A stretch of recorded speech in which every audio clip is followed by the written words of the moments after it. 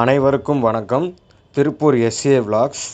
இப்போ நாம் எங்கே வந்திருக்கோன்னு பார்த்தீங்கன்னா, திருப்பூர் மாவட்டம் பல்லடம் அருகில் உள்ள சித்தம்பலம் கோயிலுக்கு தாங்க வந்திருக்கோம். இது நவகிரக கோட்டை சிவன் கோயில், கோளாறு பதிகம் நவகிரக கோட்டை சிவன் கோயில்னு சொல்கிறாங்க. இது கோவை காமாட்சிபுரி ஆதீனத்தின் கீழே செயல்படும் பிரசித்தி பெற்ற தலமாக இருக்குதுங்க. இங்கே பிரம்மாண்டமான 5 தலை நாகத்துடன் கூடிய சிவன் இங்கே லிங்க வடிவில் காட்சி அளிக்கிறாருங்க.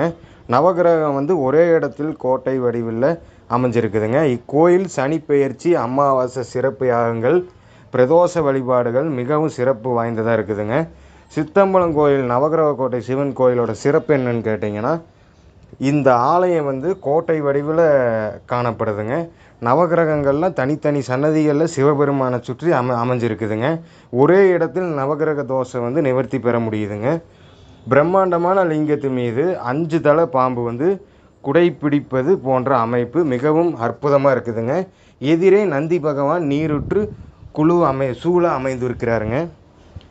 சனிக்கிழமைகளில் சனீஸ்வர தோஷ நிவர்த்தி சிறப்பு பூஜைகள், மாதந்தோறும் அமாவாசை அன்று உலக நலன் கருதி மகா யாகம் மற்றும் மிருயுஞ்சய ஹோமம் நடத்தப்படுதுங்க. சனிப்பெயர்ச்சி விழா இங்கு மிகச் சிறப்பாக கொண்டாடப்படுகிறதுங்க. பல்லடம் பொள்ளாச்சி சாலையில் உள்ள சித்தம்பலம் சின்ன கவுண்டன் புதூரில் இந்த கோயில் அமைஞ்சிருக்குதுங்க. பல்லடத்துலேருந்து ஆனமலை மார்க்கத்தில் சித்தம்பலம் பஸ் ஸ்டாண்டு அங்கேருந்து அந்த ஆலயத்திற்கு நீங்கள் எளிதாக செல்லலாங்க.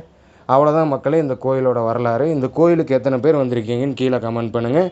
மறக்காமல் லைக் அண்ட் சப்ஸ்கிரைப் பண்ணிடுங்க. ஒரு தடவையாவது போய் நீங்கள் இந்த கோயிலை எல்லோரும் போய் தரிசனம் பண்ணி பாருங்கள். நல்லபடியாக எல்லாருக்கும் நடக்கும்.